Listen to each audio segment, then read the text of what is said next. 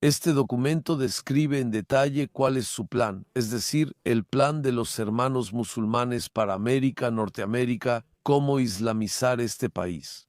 No importa si son 10 o 100 años porque el Corán tiene un verso que lo dice.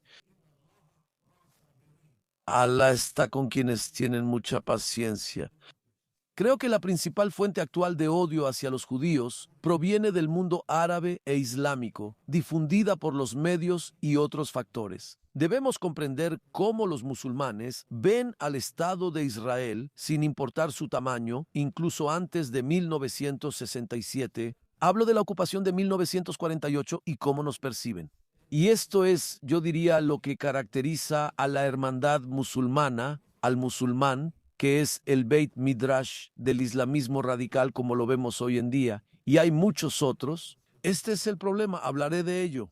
Quienes comparten la visión de la hermandad musulmana consideran que Israel no tiene derecho a existir como Estado. La pregunta es ¿por qué? La explicación tiene muchas capas. La razón más básica es su creencia de que el judaísmo es nulo y sin valor. En árabe, din batil. Din significa religión, batil es batel. Mebutal cancelado, ¿por qué? El judaísmo fue cancelado hace 2000 años por el cristianismo y el cristianismo fue cancelado hace 14 siglos por el islam. Entonces, el judaísmo fue cancelado 2 veces, primero por el cristianismo y después por el islam. Si el judaísmo no tiene valor, ¿para qué un Estado judío sin religión? Esta es la capa más básica. Sobre esto hay otra capa sobre la tierra, Erit Israel. Según él, Erit Israel es totalmente tierra islámica. ¿Por qué? Estuvo bajo dominio islámico desde 628 cuando Erit Israel fue ocupada por el Islam hasta 1917 durante la Primera Guerra Mundial.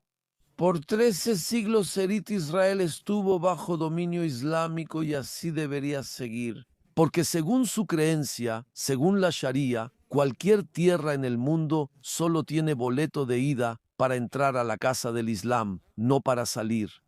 Por lo tanto, por cierto, España y Portugal. La península ibérica debería volver a ser islámica porque una vez estuvo bajo dominio islámico. Entre 711 y el final de la Reconquista, a finales del siglo XV.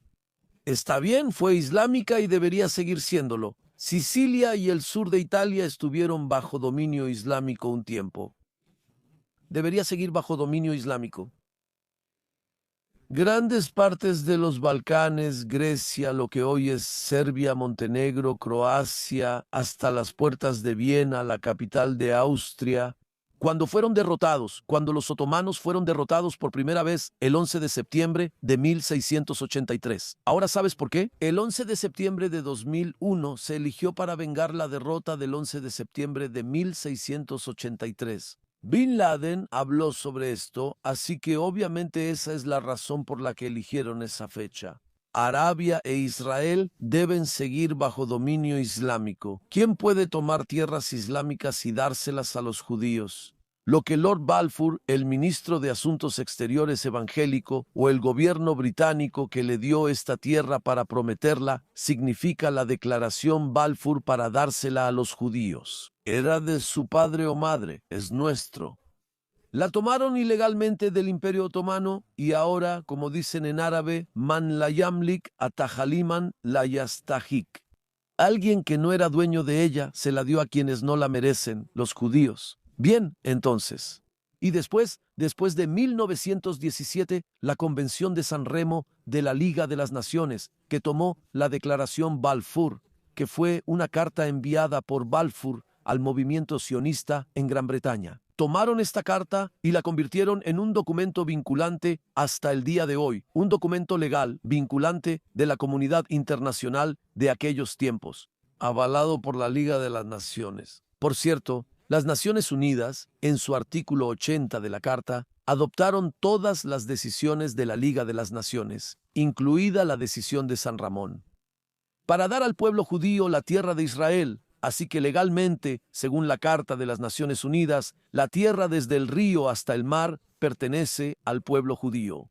De acuerdo, y no es la Biblia, es la base legal de la vida moderna en el mundo. Entonces, ¿quién votó Japón? ¿Rusia? ¿Argentina? ¿Quién les dio este territorio para entregarlo a los judíos? Japón posee la tierra de Israel para dársela a los judíos. Cuando los musulmanes ven esto, dicen, ¿quién demonios les dio a esas personas o naciones el permiso para dársela a los judíos? Nos pertenece a nosotros. Así que este es el segundo problema, la tierra, que es islámica. Tercer problema, según ellos, los judíos no son una nación, sino comunidades que pertenecen a todas las naciones. Por ejemplo, un judío en Canadá es un ciudadano canadiense que resulta ser judío, igual que otros ciudadanos canadienses que son cristianos o musulmanes o lo que sean. Es canadiense. Un judío en Marruecos es un marroquí judío, así como otros marroquíes son musulmanes. Un judío en Yemen es un árabe yemenita que resulta ser judío, y así sucesivamente. Un judío en Rusia es un ciudadano ruso de religión judía, como hay rusos cristianos o musulmanes. Entonces, no hay una nación judía, hay comunidades judías que se ven diferentes, suenan diferentes, hablan diferentes idiomas, comen diferentes alimentos, usan ropa diferente, bailan con música diferente, hablan diferentes idiomas. ¿Desde cuándo son una nación? La religión no forma una nación. ¿Por qué el Islam? Hay varias naciones islámicas.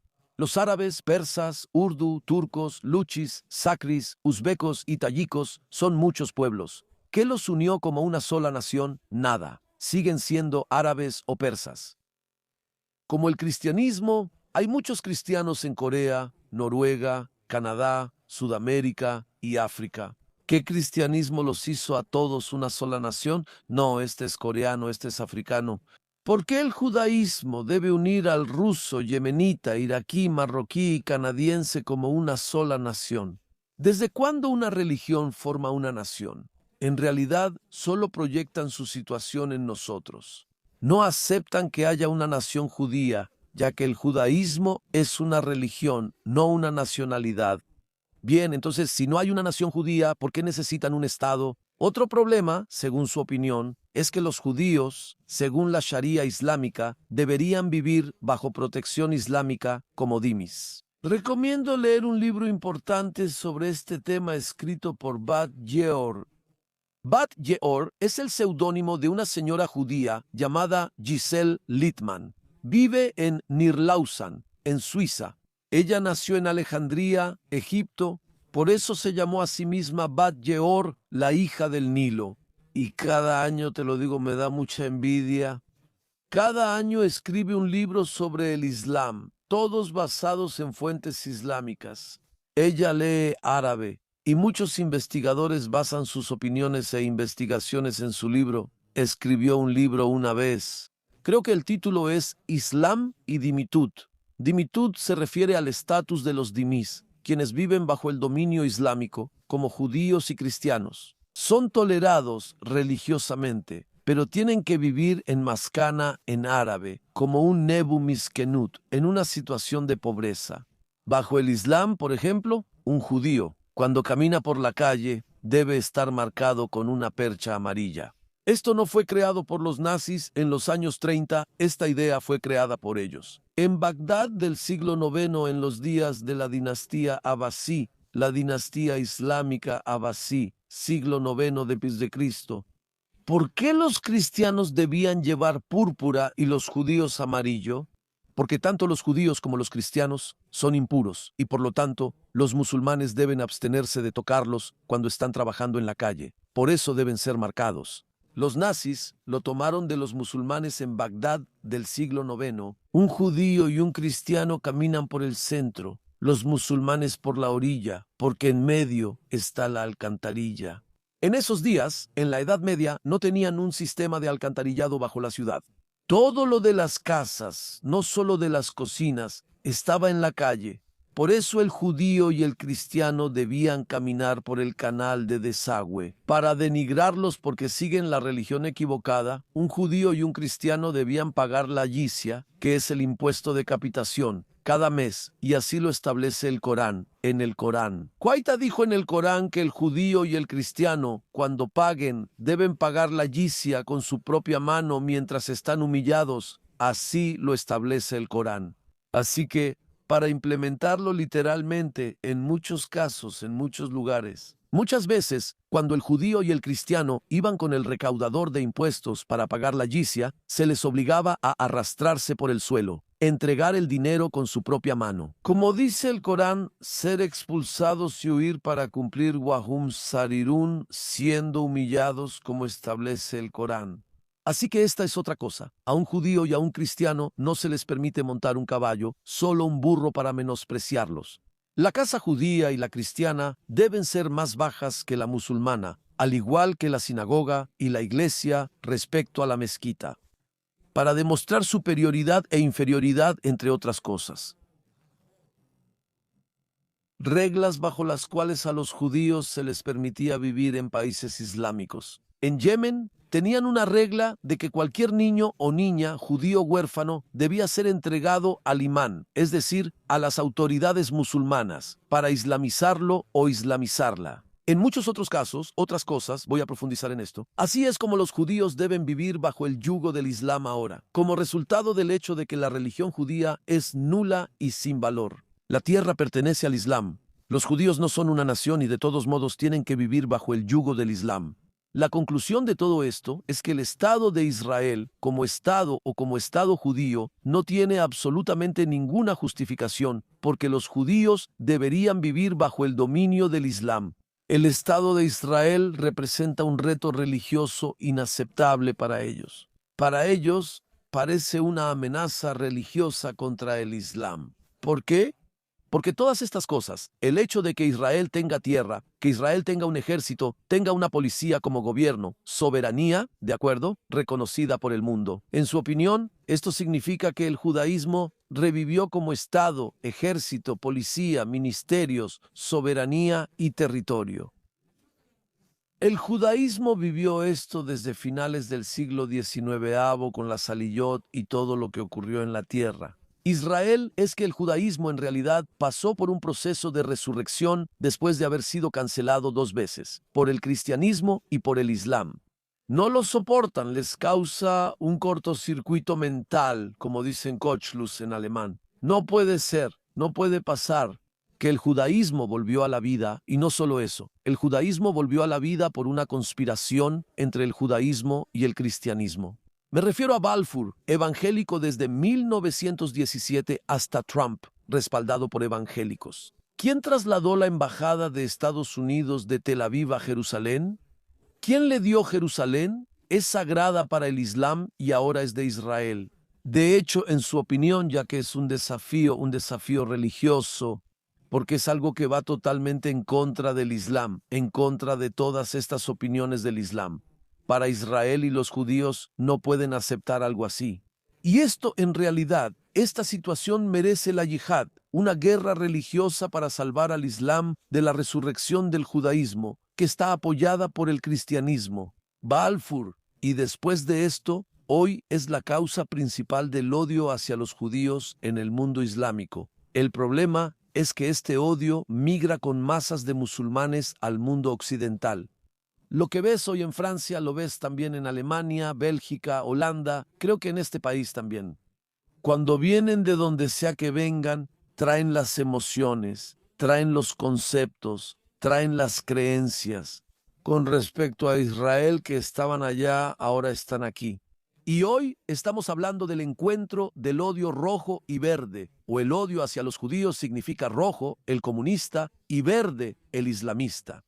Y esto es lo que vemos hoy en el contexto de que el Estado de Israel, al menos en el mundo islámico, es un problema teológico antes que cualquier otra cosa. El Vaticano tiene un problema similar con Israel. Comenzó a reconocer a Israel en los años 60. Unos 15 años después de establecerse el Estado, fue la primera visita del Papa a Israel. Pidió que se borrara el símbolo del tren israelí de los vagones porque se parece al Maguen David. No le gustó para nada, así que, desafortunadamente, Israel se vio obligado a borrar el símbolo para permitirle venir a Eretz Israel. Así que sí, la Iglesia Católica también tiene algunos problemas teológicos con la existencia del Estado de Israel, de manera paralela al rechazo islámico del Estado de Israel.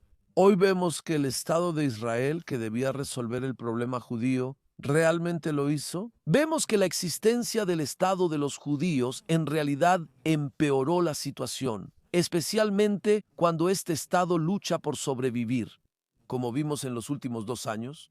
Manifestaciones contra Israel y, de forma implícita o explícita, también contra los judíos en cualquier lugar y circunstancia. Como vemos en los campus que estallaron el 8 de octubre, un día después del ataque contra nosotros, que dejó 1,200 israelíes asesinados, masacrados y quemados. Y debo comentar aquí lo que hizo el rabino Dan afuera. Vi el memorial a esa atrocidad, muy apreciado. Cuando Israel sufre un ataque como este, esperaríamos que al menos el mundo civilizado simpatizara con nosotros, con lo que pasó, con las víctimas de lo que ocurrió en Gaza. Pero ¿cuánto dura esa simpatía? 2 semanas, 3 semanas, 4 semanas. Y termina en protestas contra Israel solo porque se defiende de personas crueles que se esconden tras sus familias en Gaza. Sí, estamos en una especie de problema, aunque no diría Kwakbaiba. Mientras más Israel le demuestra a los demás que el Estado de Israel está ahí para quedarse, más odio hacia los judíos se genera. Hoy, en varios lugares, incluso aquí, un Estado que debía resolver el problema judío no lo hace. Esto es lo que vemos. Quizás se deba a la segunda razón que mencioné, la mera existencia de judíos entre otros. Y sí, tal vez si los judíos no vivieran en Vancouver, tal vez la gente en Raku no tendría a quién odiar, pero no está claro por qué. 5. Después de la conferencia en Washington, D.C., al volver a Israel, fui otra vez con mi difunta madre y mi hermana a Polonia para visitar el lugar de nacimiento de mi madre en Bzezin, cerca de Łódź, y también el de mi padre en Radom, en el sur de Polonia, y en Łódź. No hay judíos en Łódź desde hace décadas, pero en cualquier lugar que visites en Łódź ves una barra colgante. ¿Cómo la ves? Amud Liyah, sí, y el lazo parece una estrella de David. El lazo tiene la forma de una estrella de David. Lo ves en las calles. Es odio hacia los judíos sin judíos. Así que decir que si los judíos dejan el exilio y todos van a la tierra, Israel, esto resolverá el problema del odio hacia los judíos. No estoy seguro porque lo que ves en Watch definitivamente es odio hacia los judíos sin judíos. Bien, entonces hay personas que describen el sentimiento antijudío o el odio hacia los judíos como una especie de enfermedad que es muy difícil de curar. Tal vez sea correcto. Muchas gracias. Mi pregunta para usted tiene que ver con la venta de aviones F-5 a Arabia Saudita por parte del presidente Trump. ¿Cómo ve eso? ¿Cambia el equilibrio de poder y amenaza a Israel? No hoy, pero en el futuro, si hubiera un cambio de régimen en Arabia Saudita y surgiera un movimiento que no fuera compatible. Son 2 preguntas distintas. En manos sauditas no tengo miedo, ya que son un país líder en el mundo islámico. Sin duda tienen mucho dinero, sin duda, pero como luchadores, como combatientes, son bastante malos. En serio, pelearon contra los hutíes durante 8 largos años, y los hutíes simplemente los masacraban cuando querían a los sauditas. Te voy a dar un buen ejemplo. Los sauditas una vez enviaron toda una brigada de infantería a Yemen para luchar contra los hutíes y estaban caminando. La brigada marchaba por un valle hacia Yemen, ya que comparten frontera con los yemeníes. Los hutíes sabían que venían, así que los estaban esperando en las colinas que dan al valle. Y cuando esta brigada entró en el lugar donde estaban los hutíes, empezaron a dispararles de inmediato y simplemente los mataron a todos. Esto es una estupidez, no es manera de dirigir un ejército. No tienen absolutamente ningún conocimiento de cómo dirigir un ejército. Otra cosa sobre Arabia Saudita, tal vez recuerdes lo que pasó en octubre de 2018, querían deshacerse de Khashoggi. Recuerda, en el consulado saudita en Estambul, ¿recuerdas este caso donde los turcos tomaron fotos de todo? Y recopilé toda la información sobre este evento y la analicé desde el punto de vista de la inteligencia. Cometieron más o menos 40 errores, al menos 40 errores. Si quieres deshacerte de alguien, hay maneras de hacerlo si realmente quieres hacerlo de una forma que no te incrimine. Cometieron todos los errores, por eso todos saben quién fue y qué ocurrió. Y de hecho, la administración de Biden los describió como un estado rebelde, un estado fuera de control. Casi está bien, así que no le tengo miedo a los sauditas cuando se trata de aviones. Ellos también van a arruinar estos aviones. Eso por un lado. Además, el cambio de régimen en Arabia Saudita es muy difícil, porque Arabia Saudita en realidad se basa en la familia gobernante, y la familia gobernante en Arabia Saudita hoy en día son miles de personas. Porque el padre fundador Abdelaziz ibn Saud, el padre del rey Salmán de hoy, el Estado es dirigido por su hijo, Muhammad bin Salman, conocido como MBS, pero el rey aún está vivo, así que MBS, Muhammad bin Salman, es solo el príncipe. Corona, el príncipe heredero, pero su padre, su abuelo, fue quien fundó el reino, Abdul Aziz ibn Saud. El hombre tuvo unos 50. ¿Sabes por qué podía tener tantas? En esos años no usaban tarjetas de crédito, así que podía tener 50 esposas. Así que imagina que cada una de ellas daba a luz cada año, imagina cuántos hijos tuvo. Y de hecho, esta es la familia gobernante, ¿de acuerdo? Así que es una familia muy grande y hasta ahora consolidada. Así que no veo un cambio de régimen en Arabia Saudita. Sin embargo, lo que sí puedo ver es el hecho de que MBS, al menos la forma en que comenzó siendo el príncipe heredero, fue muy negativa por varias razones. Primero que nada, ¿por qué debería él suceder a su padre? Porque hasta ahora los reyes eran hermanos entre sí. Él será el primero en delegar el reino a la tercera generación, a los nietos del padre fundador. ¿Por qué debería ser él el primero? Hay hijos de los antiguos reyes que son mayores que él, mucho más experimentados que él y mucho más normales en su comportamiento. El hombre no hizo nada hasta que se convirtió en príncipe heredero. Lo que hizo fue coleccionar yates y autos Porsche.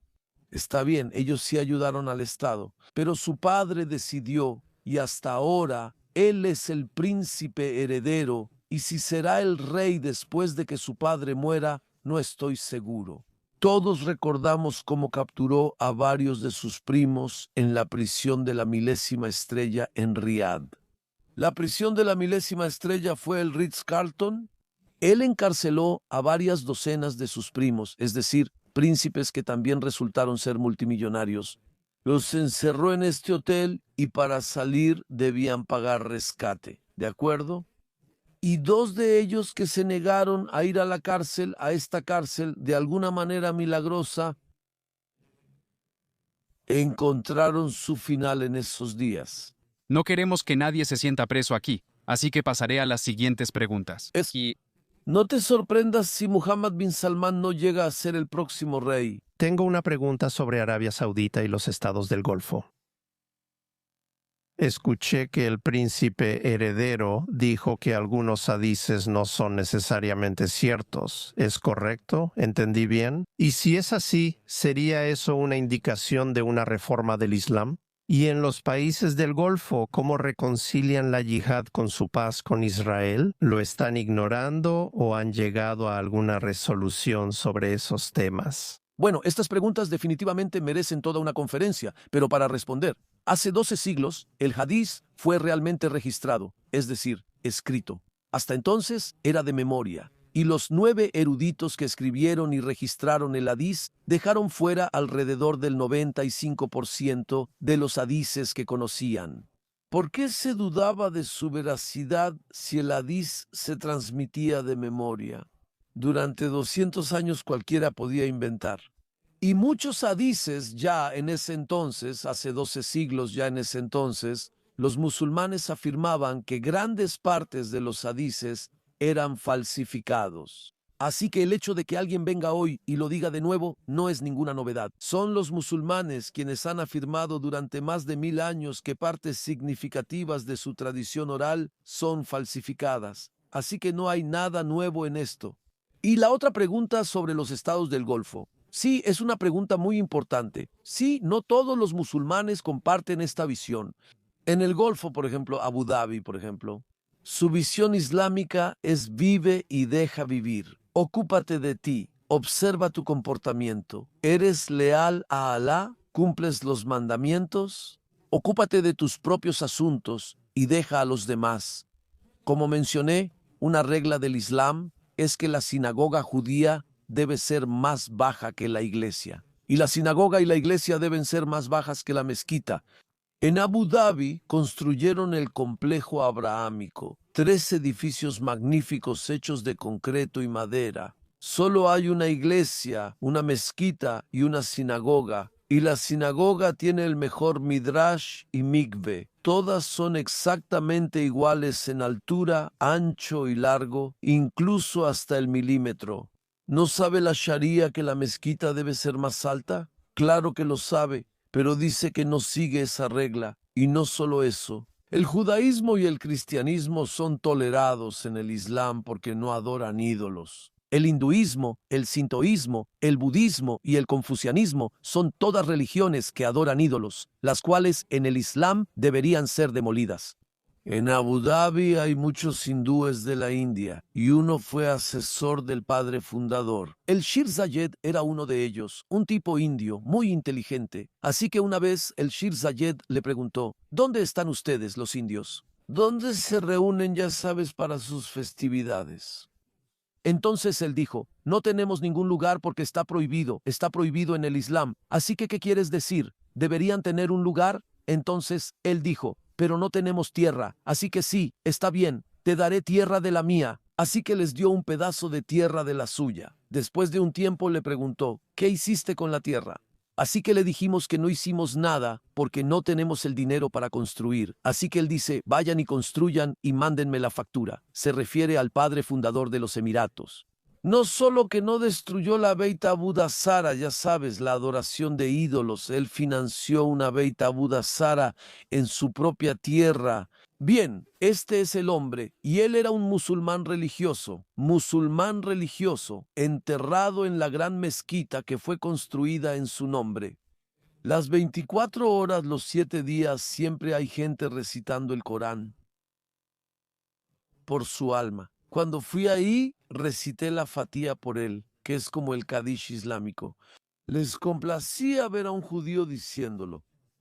Doctor, gracias. Antes, en su presentación, mencionó la Alianza Rojo-Verde, que es la relación entre comunistas e Islam. Últimamente se dice que la hermandad musulmana es un caballo de Troya, entrando en la política norteamericana de manera abierta y también en instituciones encubiertas dentro de Norteamérica, probablemente para causar mucho daño. Y todos sabemos que están extremadamente enfocados en el odio hacia los judíos. Usando tu término, ¿te gustaría comentar al respecto? Definitivamente. Primero, les sugiero que busquen en Google IPT investigando IPT en terrorismo. Esta es una organización en Washington, D.C., Memorándum Explicativo. Busquen estos 3 términos juntos en Google. IPT Memorándum Explicativo. Lo encontrarán. Un documento escrito por la representación de la Hermandad Musulmana en Florida en mayo de 1991, es decir, hace 34 años o menos. Este documento fue hallado por autoridades estadounidenses durante la investigación contra la organización Fundación Tierra Santa. Aunque suena como cristiana, pertenece a la Hermandad Musulmana en los Estados Unidos y apoyaba a Hamás. Y como Hamás está definida como una organización terrorista, quien apoya a Hamás tampoco es una buena persona. Buscaron y registraron una casa en Florida de una de esas personas donde hallaron este documento. Este documento que les recomiendo mucho descargar y leer es un PDF que pueden descargar gratis. Son 16 páginas en árabe y 16 páginas de traducción oficial al inglés, así que si aún no dominas el árabe, puedes leerlo en inglés desde la página 17 hasta el final. Este documento describe en detalle cuál es su plan, es decir, el plan de los hermanos musulmanes para Norteamérica, cómo islamizar este país. Puede tomar 10 o 100 años, no importa. Hay un verso en el Corán, y en lawa ma asabirin. Alá está con aquellos que tienen paciencia, y ellos sí tienen mucha paciencia. Así que muestran cómo van a integrarse en la sociedad estadounidense, incluyendo Canadá, para convertirla al Islam en algún momento. En la última página de este documento, la página número 16, se menciona la lista de organizaciones que realmente están operando en el terreno para implementar este plan. ¿Cómo convertir a Estados Unidos al Islam? Una de ellas, por ejemplo, es la MSA, Asociación de Estudiantes Musulmanes, una organización en los campus universitarios. Creo que aquí también que en realidad es el heraldo de la actividad antijudía, anti-Israel, antisionista y, de manera implícita, sino explícita, una organización de odio hacia los judíos, la MSA, dirigida por la Hermandad Musulmana y patrocinada por Qatar. Bien, Qatar. Ahora, 3 de estas organizaciones que se mencionan en esa lista se unieron unos años después y crearon CAIRE, el Comité de Relaciones Islámico-Estadounidenses. Entonces, CAIRE también está en esta lista bajo los nombres de las 3 organizaciones que formaron CAIRE, aunque el nombre CAIRE como tal no aparece. Es como si estuvieran los nombres de soltera, ¿verdad? Esto, en mi opinión, todos deberían memorizar, pues es una llamada de atención para cualquiera en este continente. Doctor Kadar, usted mencionó a Balfour y San Remo. Entonces, volviendo a ese periodo, desde hace más de 100 años, los británicos arbitrariamente dieron aproximadamente el 78% de la tierra que formaba parte del mandato de Palestina para crear Transjordania. Los hachemitas no son originarios de esa zona y, según sé, quizá el 95% de la gente tampoco. Si de hecho existe un pueblo palestino, esas personas son aproximadamente el 95% de los habitantes de esa tierra, y sin embargo, nunca escuchamos nada. Cuando se menciona la solución de 2 estados, casi nunca se escucha, ni siquiera de los israelíes ni de la derecha. Ellos tienen su tierra, solo que con otro nombre, pero sigue siendo Palestina. Me pregunto por qué no se habla más de eso y qué opinas tú. La primera regla en ingeniería de mantenimiento es, si algo funciona, no lo arregles. ¿La conoces, verdad? El reino de Jordania todavía funciona, así que realmente nadie quiere empezar a rediseñar Jordania para que sea otra cosa, solo para salvar a Israel como un estado judío. Bien, entonces, mientras Jordania siga funcionando como un reino, bajo la familia hachemita, que en realidad fue expulsada de la Meca, recibió el encargo de gobernar Jordania en 1924. Nadie en el mundo quiere tocar este reino mientras siga funcionando bien hasta ahora. Sí, tienes razón en que la mayoría de la gente en este reino son palestinos, pero al mundo no le impresiona esto. El mundo no quiere cambiar nada en Jordania. Mientras funcione, destruyo algo que funciona, así que esto más o menos creo que responde a tu pregunta. Tomemos la última pregunta. Pero el doctor Kedar se va a quedar para un ONEC después. Gracias por venir esta noche. Algo que me interesa es esta especie de inconsistencia, tal vez, en el pensamiento islámico. Esto viene del Corán, que no he leído ni soy experto. Pero una de las cosas que he estado observando son debates donde un judío y un musulmán básicamente hablan sobre las escrituras mismas. Y dice que en el Corán Israel se menciona muchas veces y también se menciona como un lugar para los judíos. Me pregunto si eso es cierto. Y eso también se relaciona con los acuerdos de Abraham. Si es cierto que en el Islam dice que la tierra es para el pueblo judío y luego en tiempos modernos. Ahora, algunos de estos países están diciendo sí, los reconocemos y vamos a trabajar con ustedes, y otros están diciendo que no. ¿Cuál es la verdad? ¿Qué es cierto y qué no lo es?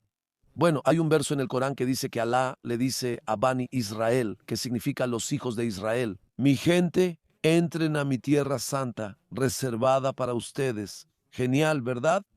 Alá nos dice que vayamos a su tierra santa, reservada para nosotros. Sí, pero el siguiente verso dice que los israelitas se negaron porque había gente gigante en la tierra. Primero le dijeron a Alá, elimínalos y luego entraremos. Significa que no confiaron en él. Esta parashat Shlach, la parashá de los Meraglim, los espías, asustaron al pueblo por los Anshamidot. Personas de gran tamaño, así las describen, los estamos asustando. ¿Significa que los israelitas? El significado es que los israelitas no confiaron en Alá y por eso Alá se enojó con ellos y los arrojó al desierto por 38 años más para que vagaran en el desierto. Así que exactamente esto es lo que nos dice la Parashat Lach. Y esto es realmente a lo que te refieres cuando dices, oh mi pueblo, entra en mi tierra santa, la cual te he asignado. El pasuk es muy bonito, pero el contexto no es halagador para los israelitas, así que eso es una cosa. En segundo lugar, en el Islam o en las fuentes islámicas, hay una definición o división muy clara entre los israelitas y los judíos. Para nosotros es igual, los judíos son de Judea. Significa los Yehudá, la tribu de Yehudá, que es parte de Am Israel, una tribu. Está bien, así que es más o menos un sinónimo en el discurso árabe, en el discurso islámico. Banu. Israel es una nación antigua que desapareció, igual que los babilonios, los asirios, los fenicios, los antiguos egipcios y los israelitas.